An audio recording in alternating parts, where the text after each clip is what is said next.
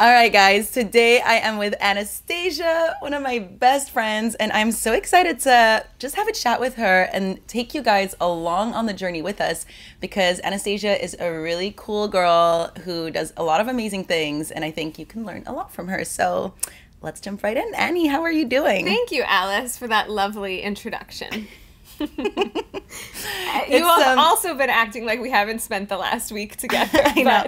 It's going to be a little weird, you guys, because we've literally been living together for the past 2-3 weeks. Yeah. And now it's like we're doing this official forced chat, and it's going to be maybe a little forced, but yeah, we're professionals. We got this. Yeah. And also, I think it might be nice that we're just really casual, and so it really feels like they're hanging out with us. Yeah. You know? Precisely. Yes.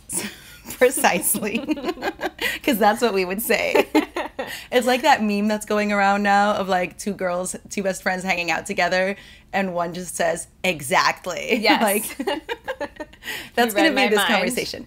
Okay, so I call Anastasia Annie, so if I say that sometimes, then you know there's not a third person in the room. Anastasia Annie is and Annie. Allie. She calls me Allie. So we met in New York more than 10 years ago. I think it's 11 years ago now. So crazy. And we met on the, I'm just telling you guys this as a little backstory, and then we're going to jump into the wellness aspect of it. So you can fast forward if you're not interested in this. But we met 11 years ago, first day of college. We studied music and theater together. And Anastasia was the first person who talked to me. She actually said, "Do you have a pen?" That's what I said. And I was like, I have a pen. Well, first of all, let me just say that when Alice walked into the room, she just has that like X factor about her that commands attention. And honestly, I thought, wow, this girl is so gorgeous. Aww. I was just immediately like, oh, I'm so curious about her. Where is she from? And she had that European energy because I'm American and that was a school in America. And I just know that there's something different about her. There's a mystique. Ooh. So we sat next to each other and I truly did need a pen. And then when she was like, yeah, I have one right here. And I just said to her, where are you from? And she said, I'm from Belgium. And I said, oh my God, actually, I was in Belgium a couple months prior that summer. And then the rest is history. The rest is history. Well, it's so funny because I always think Belgium is so boring. But then when you're here, when you're abroad, people are like, oh, Belgium, that's so interesting. Yes. So I thought it was very interesting. And then that kind of started our friendship. It started our friendship. And we've been inseparable? Yes. Is that the word? It's been hard because we're obviously in two different places. We were in New York together for such a good chunk of time, and then I moved to China, Alice stayed here. I came back, Alice moved back to Belgium, I stayed here. And now we are actually both just in New York temporarily, but our homes we're based now in Belgium and Hong Kong. So when we come back to New York, it's like we fall into those old patterns of just like being ourselves again, being roomies, besties, taking on the city together. It's honestly like we step into a different dimension of how our lives would have been if we stayed here almost. Yeah. Like it's a little bit of a mind fuck, to be honest. It is. But okay, so you mentioned already you moved to China, now you live in Hong Kong. So that's what I want to chat with you about today, because a lot of people who either take my classes or are clients or members or that I just meet out and about in the world, they always ask me about traveling because I travel a lot, and they're like, how do you do that? I want to do a big trip, but I'm afraid. I've never traveled alone. And it seems like there's quite a lot of fear around it, especially going alone. So I think it might be really cool if you talk a little more about that. But maybe first do a little, like, how did you make that step? But I guess your first big move was to New York, right? Because you're from Pennsylvania.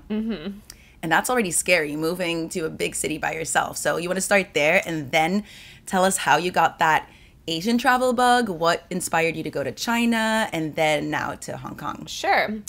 Yeah, so like Alice mentioned, I moved to New York. I was just a couple months old, 18 years old. Sorry. I was just a couple months. Wait, Anastasia calculates in months now because she's pregnant. Yes. She's going to be one of those moms that's like, my kid is 65 months. Yeah. No, I just turned 18, and a couple months later, I moved to New York completely by myself. And our program, if you know anything about musical theater conservatories, it's very strict. You're very much on your own. It's not a university experience. So coming from my small town in Pennsylvania, that was already a big leap.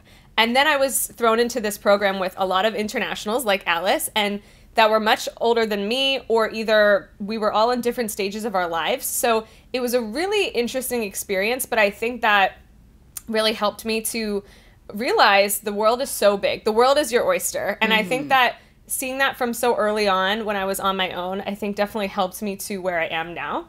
So after AMDA, our musical theater school, it's right next to Juilliard. Yes, New York City, baby. That's the reference. No. Jason Derulo went there.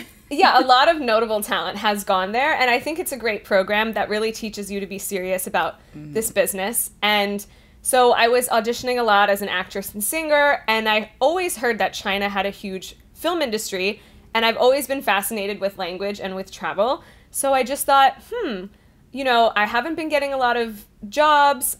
Maybe there's something to explore over there. I would love to learn Mandarin. It's just really fascinating. So I found a random job there, took it, and just literally just left for, I think it was a seven-month contract. How old were you at this point? What year? 21. My God, you were a baby. Yeah, so I was 21. And I did that, and that was really wild. And when I came back to New York, I still kind of felt like, I feel like Where did you go? That was in Shanghai. Shanghai. So I still felt like there was some potential to do work in China. And at that point, I was already studying Chinese one-on-one every single day. So I did build up some type of fluency.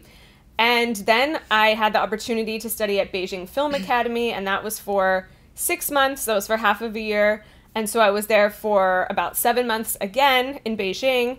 And then I came back here again. And all through this time, just working as an actor, singer, auditioning, networking, I think it really helped me build the building blocks to where I am now, because my husband and I, we met in New York, but we relocated to Hong Kong 2 years ago during like the peak of COVID. Yeah.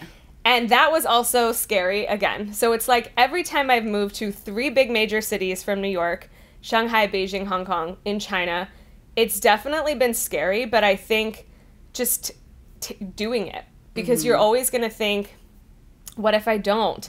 And I think that it's definitely something that you need to consider all of the factors, financial factors, emotional factors.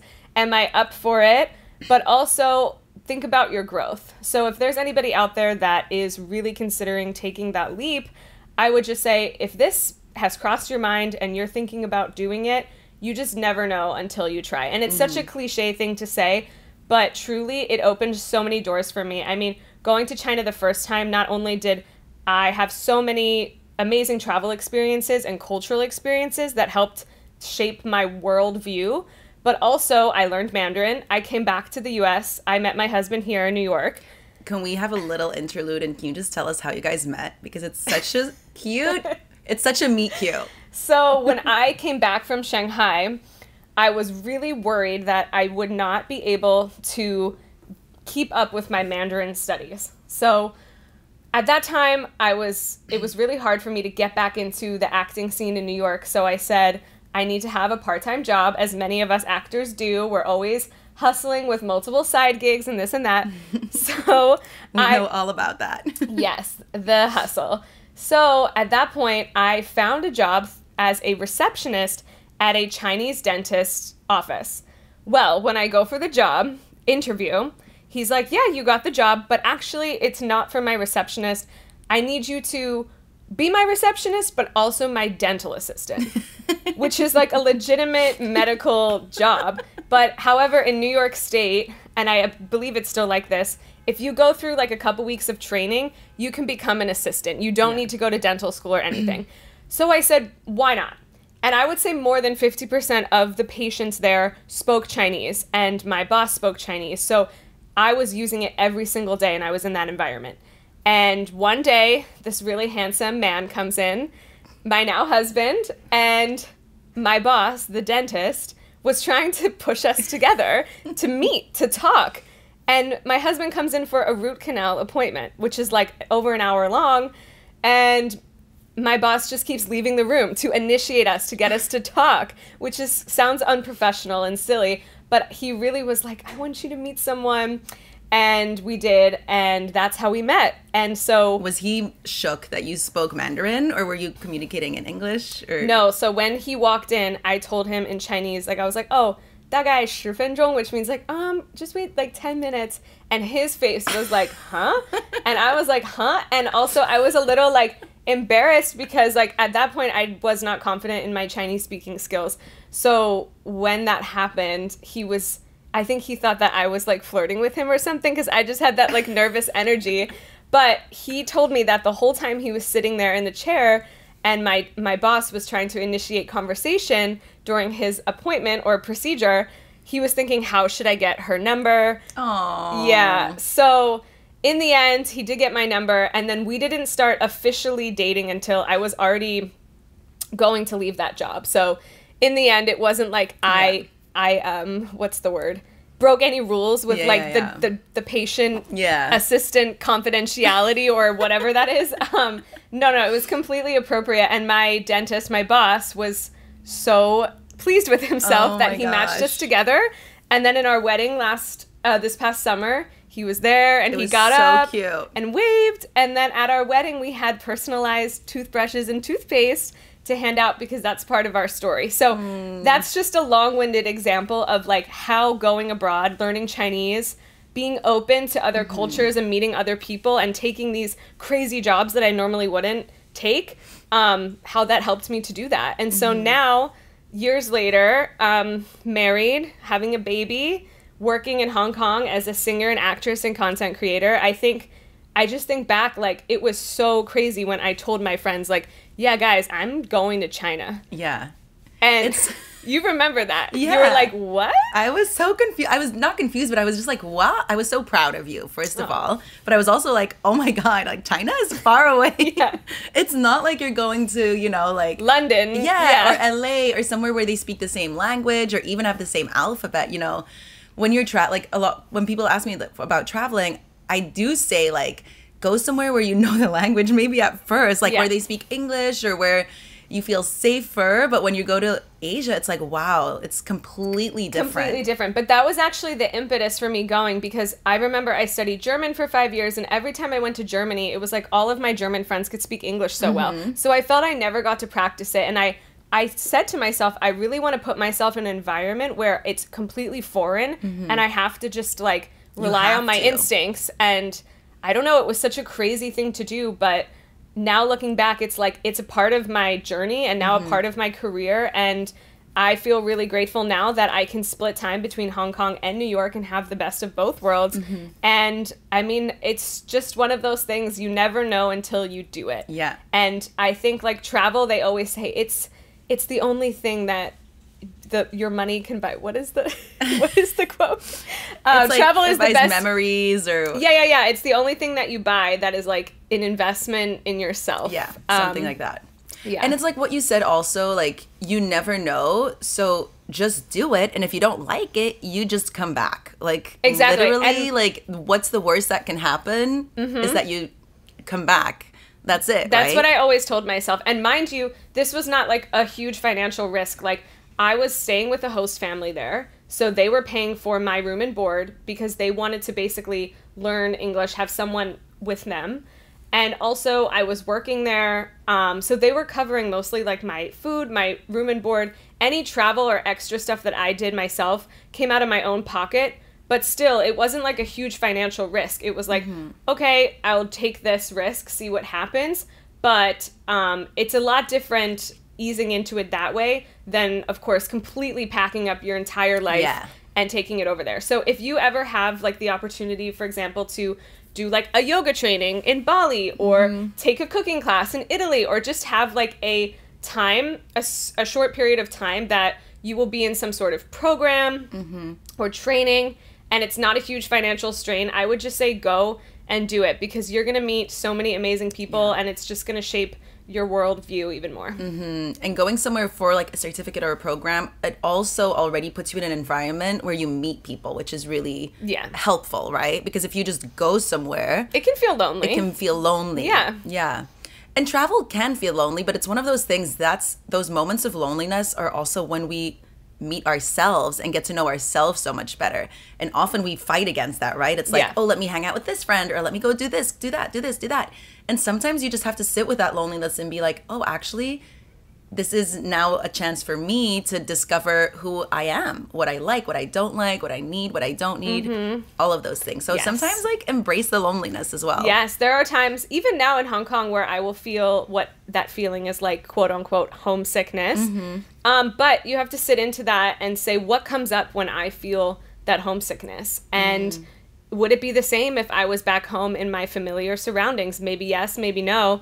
But I think that is what helps you become like a more independent, stronger person. So anybody that's watching or listening that really wants to take that leap, I would say do that. And also take us along on the journey. Because documenting stuff, like I do on my TikTok or on Instagram, I think like also can just shape our worldview as well and say like, oh, the world is really not that big. We're all kind of connected in some sort of way. Really, for sure. Yeah. So when you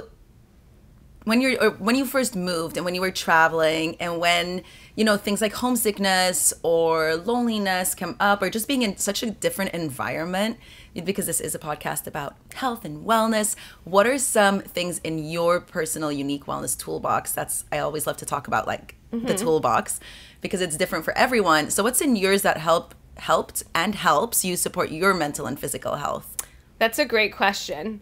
So I think, I mean, being in the arts for so long, I love to take dance classes, and that's obviously a great form of fitness, but also the like camaraderie and the community of a dance class is really special because you are all being artistic, you're all being like in a creative environment when you're taking the dance class. And I'm talking about classes that are really just like choreo based, not really fitness based, even though it is a form of fitness. So I would say that was the way that I met most of my friends when I was in Shanghai, in Beijing, and now in Hong Kong. I attend a lovely dance studio there to take hip hop classes or HIIT classes. And that has really helped me to meet people and just feel a part of something. And so for me, it's like, yeah, I can easily just go out and take a run or take a hike in Hong Kong. But I would much rather be in a space where I can communicate with people and have that like creative energy flowing, because that really helps me as an artist as well. So I would say, yes, number one is just to take those classes out in your community. So for me, that was dance classes or yoga classes, because that's something I already did and I already knew, and that was the environment that would make me feel comfortable. And then I would also say, yeah, just going out and exploring the city. I used to do this thing, which was I used to go to a new city. For example, I did this in Seoul in South Korea when I traveled there alone, which was perhaps a little bit dangerous, but I just turned my phone completely off and just walked. Oh, I love that. For like, I don't even know how long, maybe 30 minutes to an hour. And then I would try to find my way back to my hotel or to my hostel or wherever I was staying. I used to do that. In Seoul, the reason why I bring that specific example is because I did get extremely lost, because the streets are just like, it's not gridded. There's all these little small alleyways, but I found my way back and it was the most liberating thing. And it's just, you can see so much of the city when you walk. So all of China, the big major cities there are very walkable, very pedestrian friendly. So it's very safe as well for a female traveler, solo traveler. Yeah. So I would just do that and see so much of the city, and then also like, you know, get a good workout in. So that was like another thing that I did that really helped me, because you just feel when you're like either in your hotel or your apartment or your hostel, you just feel, oh, the world is so big, but I don't know where to start. But it's like, if you just get out and walk and get lost in the city, put your phone away, it really, I think, can help you like adapt to your environment. That's amazing. And just disconnecting from your phone is also like just so good for, you know, being present and being in the moment instead of looking at your phone, like looking at Google Maps, like, where am I going? No, you're actually looking up and looking at the apartment building. Exactly. And at that time, I was like a broke student, so I honestly wouldn't even get like travel, what is that called? Like on my phone bill. I wouldn't even open the travel international travel plan. So I really only could use my phone when I had Wi-Fi. and only use it, I would never open it. Yeah. So that really forced me to be present and use like a map or use my instincts. Like, am I going north or am I going south? Yeah, Instead of just opening my phone and be like, oh, hey, it's here. Yeah. So yeah, I would really only use my phone to take pictures and stuff. And then I would truly just like walk around, and you just feel like such a free soul. Yes. Okay, this is so silly, but because we are so attached to our phones, right? So whenever honestly, like, I don't even ever leave my phone at home, which I should. But when I'm just like, okay, I'm turning off my phone, or I'm not taking it out of my pocket, while you're traveling, you just feel like what it must have been. I'm laughing at myself. What it must have been like. It must have been like. I think about it all the time. Really? Yes. I think about me with like a little rucksack, like walking around like from village to village. Just got off the ship, like, yes, somewhere completely new. And it's just like, wow, in those days, it must have really felt like a new world, a different country. And then when you do that, it feels so liberating. Like you said, that word liberating is so true, because you're just like, wow, no one knows where I am. Mm-hmm. No one can tell me what to do, where I have to be. You're just literally on your own, which is such an amazing feeling. Yeah. And I think now, so that was several years ago when I was alone. But even now, when my husband and I moved to Hong Kong 2 years ago, that was at the peak of COVID. And Hong Kong had some very strict quarantine and COVID restrictions. For example, I had to do a 3-week quarantine in a hotel, and we could do an entire episode on wellness in a 3-week mandatory hotel quarantine. Let's just say you used a lot of online workouts then. I did, and they let me have a small walking pad treadmill in my room, which honestly saved my life. But after I got out of the quarantine, it was still peak COVID, Omicron, and the city was mainly closed down. So my husband and I said, you know, how are we going to see this city that we just moved to without like stuff being open? But mostly every weekend, we would go and explore a new neighborhood. And we would say, let's take the train and go to explore a new neighborhood. And we actually got to explore so much of Hong Kong. And I'm really grateful for that, because now after Hong Kong and mainland China reopened again, travel's resumed, and if you know anything about Hong Kong, it's that it's a very transient place, and no one actually stays there. It's like every weekend someone's like, let's go to Macau, let's fly to Thailand, let's go to mainland China. It's not a place where you kind of stay put just because it's so small. So now I find that we're traveling a lot more, and so I'm really glad that we took that time during the COVID lockdown to explore a lot of Hong Kong, because otherwise, we might just be, hopping around from here and there. And so now I feel like I got the essence of Hong Kong through that time. Mm-hmm. So something that I really respect or like about you, so many things, of course. Thank you, Allie. But that I think would be really interesting for our listeners, and a big topic that comes up like during my retreats or anything that I organize, is adult friendships. They're like, how do I meet new people? How do I talk to new people? They just feel a little awkward starting new friendships and connecting and contacting people. And I feel like, honestly, that's one of your huge talents. You can just, everywhere you go, you like can just start a conversation with someone and they'll be like, oh my God, this girl needs to be my new best friend or something. First of all, that's so nice of you to say. But I will say that in the US, it's definitely easier, because not just because I'm American, but Americans in general have such an open mindset. Like, if you do strike up a conversation, people more than 50% of the time are willing to reciprocate. But in Hong Kong, the culture, especially me not being Chinese, is very much like, why is this foreigner talking to me? Okay. So that's more like in Europe as well. I feel like it's much more... Yeah. I mean, you can do it, and sometimes people will react positively and be like, oh, that's really cool that she's talking to me. And I'll be like, you want to have a coffee? Let me know. And sometimes people are like, is she hitting on me? Or why is it important? Like, small talk in that culture is not a thing. So, and that's even if I'm speaking Mandarin or speaking English, it's really just the culture there. And of course that has to do with a lot of historical reasons, like post-colonization in Hong Kong, or a lot of, Hong Kong, like I said, being such a transient place with many expats, where unfortunately there are expats in the community that do not ever communicate with locals, and which is sad. So I think that when I do try to speak Chinese to them or others, they're just kind of like a little taken off guard, or they're taken back by it. Now, I will say for people in the expat community in Hong Kong, there are a lot of opportunities to go out and meet people. But I just feel in Hong Kong that a lot of them are centered around drinking or like going out. And that's really not my thing. So that's where I think taking yoga classes, dance classes, going to live performances has really helped me to meet a core group of people there. Yeah. Because a lot of adult friendships are centered around going out because you really don't have that specific place like a university or you know, an office or whatever it may be to meet people. So you do meet people going out, and that's totally fine and well, but just for me it's not my vibe. And me being like, when I moved to Hong Kong already in a serious relationship, it just also wasn't something I felt like doing. No, of course. Yeah, so that's, I think, difficult in a city like Hong Kong where you do have a lot of different expats and cultures and people coming in and out.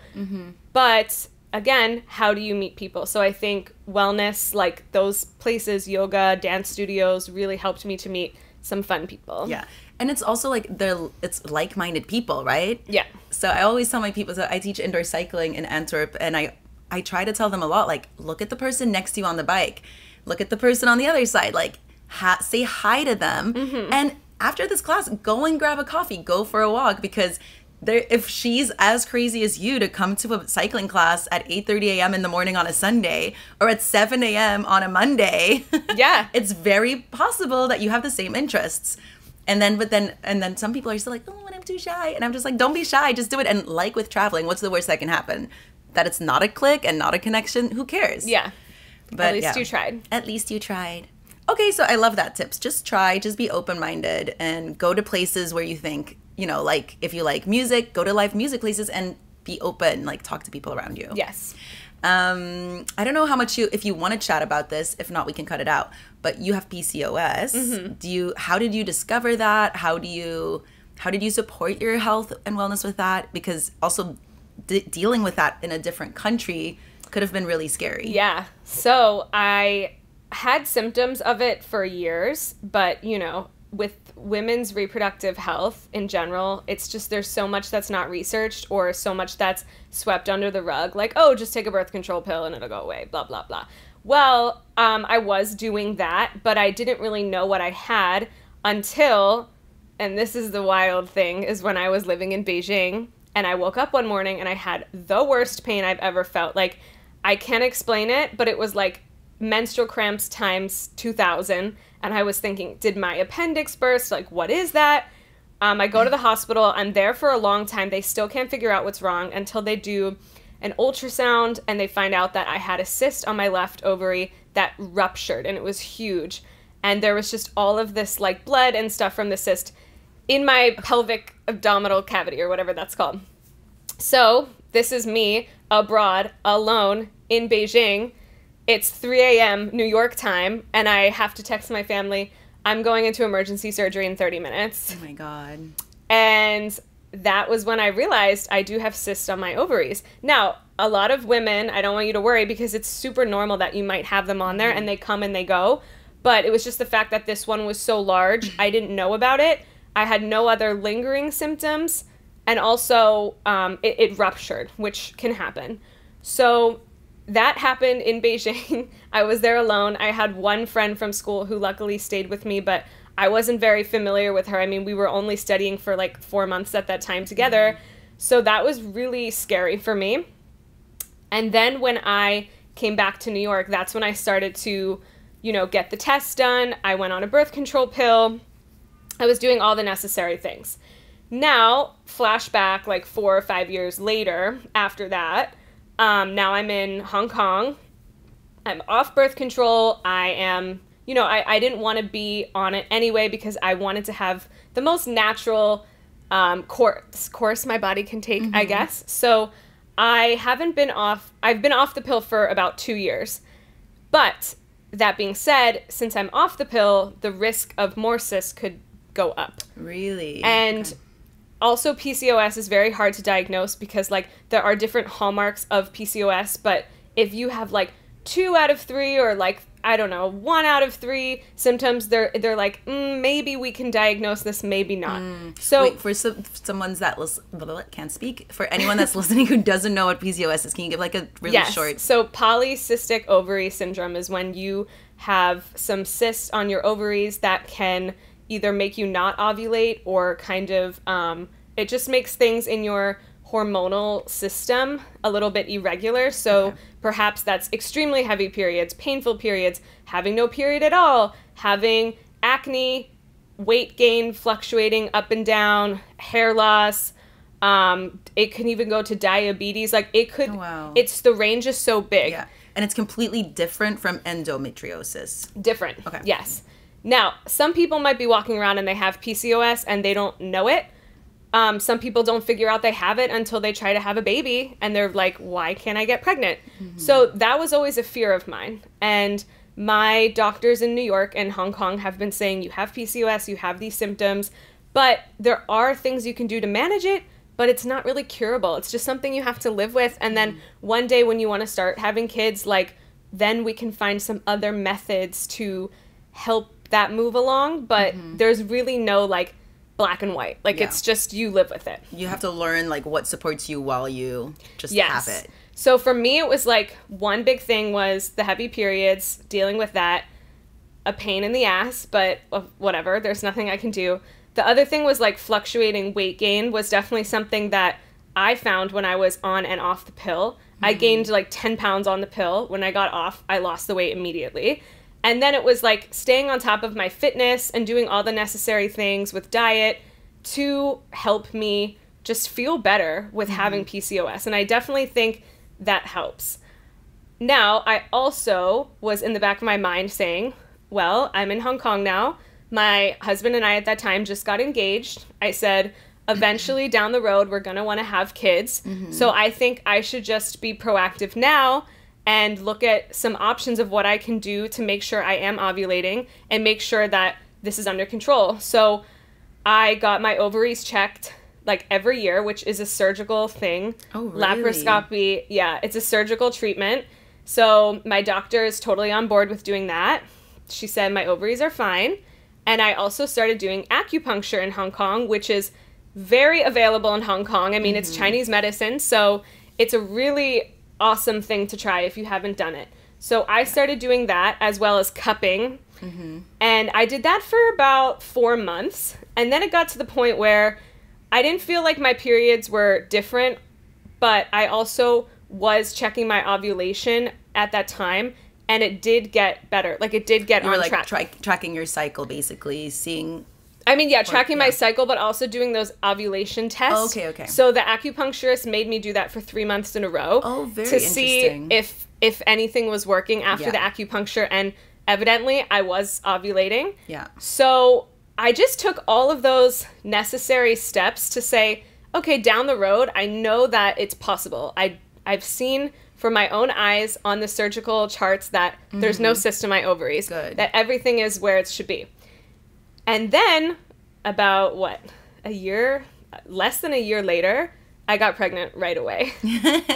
Which is crazy because a lot of friends who have PCOS, unfortunately, for them, it might take years or they might have to turn to other methods. So I think this was really... a great example of when you're talking about wellness and just taking advantage of what you have locally. For example, acupuncture, cupping. Hong Kong has great healthcare, so taking advantage of having those scans and surgical treatments to just make sure everything's good. And I took advantage like a holistic approach. Like, you did the science, like the Western. You did the Western medicine. I did the Chinese medicine. Did the Chinese. Yeah, that's so amazing. Yeah. And then taking care, like working out, moving your body, all those things. Exactly. So I feel really happy that it happened so quickly, but also that I, took advantage of all the resources that Hong Kong has. And that's why I think Hong Kong is really great, because you have doctors who consider both the Western approach and the Chinese Eastern medicine approach. So that is my journey with PCOS. And now that I am almost 6 months pregnant, I mean, it's been so far, this pregnancy has been not high risk, which some PCOS pregnancies are. So I feel really fortunate. And now it's just about staying active and getting ready for this baby. But again, I'm just really, really happy to hear that, you know, everything with my body is working the way it should, and it's a relief, honestly. I'm so happy for you. Thank you. It was so cute. We took a dance class the other day, and it was so cute to watch Anastasia dance with her, like, baby bump. And then the owner of the studio came in, and she was also so excited because she just gave birth. And then she, like, pulled Anastasia apart after class to give her, like, almost a speech, like, you know, enjoy this, blah, blah, blah, but beware because, like, postpartum and post-pregnancy, like, not enough people talk about it, how intense it can be. So maybe because, what time is it? We have to start wrapping up, but maybe we can finish on that because I also, one of the retreats I hosted this year, one of the girls was pregnant as well, and she was really talking about how she's so excited to be pregnant, but also really worried about losing herself after the pregnancy. And then when this dance teacher lady talked to us, it sounded like that was really what she was also talking about. So how are you feeling? Are you like, well, you're such a, like, I feel like you're so open-minded and confident that I'm sure you know whatever comes your way, you will get through it. But are you a little bit afraid of it? Or are you like... I mean, I won't lie. Like, it's a huge life change, and it's not even about having a little baby stranger in your home that you need to take care of. It's the fact that there's that huge hormonal drop. Now, don't quote me on this because I don't know if it's like actually scientifically researched, but they say the hormonal drop that a woman experiences after giving birth is like the equivalent of having 100 birth control pills. And that might be an exaggeration, but for anyone that has given birth, or has taken birth control, you know that hormones do crazy things. And even so far in my pregnancy, I've been seeing the effects of hormones physically and emotionally. So I don't doubt that it's going to be hard. But right now I'm trying to set up, like you said, your toolbox of wellness and also extra assistance to making sure that I am okay. So one of the things that my husband and I are definitely going to take advantage of is in Chinese culture, you have a 1-month nurse that stays with you to help you recover postpartum. And what that means is they clean for you, they cook for you, but the nutrition is really all of these things that are to help you recover. So there's like, you know, old Chinese recipes with like fish soup and different things that can help promote lactation. So interesting. Like probably like a lot of healthy fats and herbs, healthy fats, a lot of soups, broths, because in Chinese medicine, you never want to get cold. You always want to be covered. So always have like your socks on and maybe a scarf on. And in some really intense areas of China, in the rural areas, they don't let you shower for like 2 to 3 weeks during this 1 month sit period. Yeah. So I said, I'm willing to try a month. Some people go even longer, and I'm a little bit freaked out about having a stranger in my home for 1 month. However, they are professionals. I mean, they work with postpartum moms. They cook, they clean, they help you with lactation and taking care of the baby. And I think that's something that's really beautiful in Chinese culture that the Western world is unfortunately lacking. I mean, some insurances do even cover having this 1 month doctor come by. So I just feel really fortunate that we have those resources available in Hong Kong. And also to respect like my husband's culture, I do want to try it. And I think we're going to need it. So I really think that will help with postpartum recovery. That's so good. And I mean, especially because your family isn't there, right? Exactly. So, yeah, that's another big thing when you're living abroad. Like all of that falls on your shoulders and your husband's shoulders. So so we're trying to take the steps now to ensure that, okay, postpartum, we have the assistance we need. And also to set up times where, I can leave for a couple hours and do my dance class or go take a walk or do things that I know that are going to bring me back to me, because I am very much like, set in my ways, as in like, I know what makes me feel good, and I will have another human to take care of. So it's going to be hard to make time for that.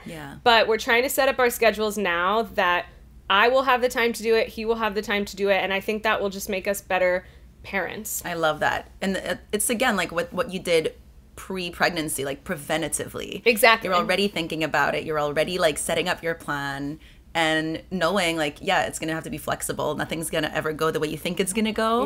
But I love that. And that's such a good message for the people back home listening. Like, work preventatively. Think about your mental health and your physical health. Like, have that toolbox ready and set up yourself for success. And then you can thank your old self. Be like, oh my God, I'm so glad I already thought about that a few months ago, because you never know when you're going to need it. Because so often when we're feeling good, we kind of let go of our healthy habits. We kind of let go of our routines because we're like flying high and feeling so great. And inevitably you're going to have a, you're gonna hit a low. Moment. You're gonna hit a low, whether it's just that week in your cycle, or whether something crazy happened, or whether it's just like winter is here and yes, absolutely, you're gonna have a low again. And so it's so good to stick to those healthy habits and have them close by so you know what to do. Yes, I think it goes back to the saying that you hear all the time, your future self will thank you. But it's so true. I mean, true. in this life, in this world, we can't plan everything, but there's a lot of things we can prevent. So I think that your future self will thank you is something I try to tell myself a lot, because, right now, I don't really want to look for this 1 month nurse or interview the 1 month nurse or do the research. But I know when the time comes, my future self will thank me for doing the research and having this set up so I can fully focus on the baby. It's almost like having this like really strong and healthy relationship with your future and past self. Like, I literally have conversations sometimes with my future self and my past self. Like, I'll be like, oh my God, I'm so proud of my past self. One is on one shoulder and one is on the other. And then there's like that devil somewhere up there as well. It's like, don't do anything, just sit and have cookies. But which sometimes we do as well, which is fine. But okay, great. Oh my God, this was so interesting. I could keep talking to you about anything. I'm just so happy and open to talk about all of this. So is there thank anything? Thank you for having me. Yes, of course. Do you have any last wisdom that you want to share with anyone who's either thinking about traveling or pregnant or just a human being living in this crazy world? Well, I just think like travel and pregnancy, they're big things in their own right. And me still being in Hong Kong, it feels like my home, yes, but I sometimes do still feel like a stranger. So I think now starting my own little family in Hong Kong will bring me, I think, closer to Hong Kong, feeling like a home. So I think that like if you are traveling or you are pregnant, or if you are an expat or immigrant living abroad and you're pregnant, it's a really scary thing. But again, coming back to that like wellness toolbox and reminding you who you are. For some people that might be religion, for some people that might be health and wellness, that might be different relationships. So I think it's whatever you need to fall back on that time is really important. But I just think recognizing that for yourself is the most important, because otherwise, how do you know what's going to make you feel good? Exactly. So I would just say, everyone listening, just think back on like, what are all the things that make you feel more like yourself? Love that. What are things that make you feel more like yourself? I feel like we should do another episode that is completely not relevant to health and wellness, but about our crazy adventures, because Anastasia and I have like the most random stories and things that happen to us when we're together. Yeah, I'm talking very professionally and trying to give advice right now, but we have this side of us that's pretty crazy. So that could be like a whole other genre of podcast. That'll be the other genre. That's the late night after hours. But I do want to plug my new song. Yes, I was just gonna say, where can we find you? Promote yourself. So Anastasia Koss on Instagram. You could find me through Alice's Instagram. Oh my God! By the way, also Anastasia's like a famous TikToker, so find her on TikTok as well. So I'm on TikTok and Chinese TikTok at Anas AK Mao. That's my initials, AK_Mao, which is my Chinese name. I'll drop it in the description below. And then I'm also a singer, so I just released a Chinese song last week, and that was my official pregnancy announcement. It's really giving Beyonce in the video. Go check it out. I kept my pregnancy kind of a secret, and then my reveal or my announcement was in the music video. So that song is called Forever. In Chinese, it's Yongyuan, and that came out last week. So it's all over my social media, so I'm sure if you click on my page, you'll hear the song, and let's get those streams up. Yes, and go look at the music video, because it's actually such a beautiful music video. Thank you. Yes. Okay. Well, on that note, make sure to tune in again for our upcoming late hours, after hours adventure You got this. podcast. And remember, as always, you got this. Bye. Yay! Allie, that was good. It was so fun. Thank you. I'm exhausted. Yeah. I was trying to be mindful of like not talking over you and trying to like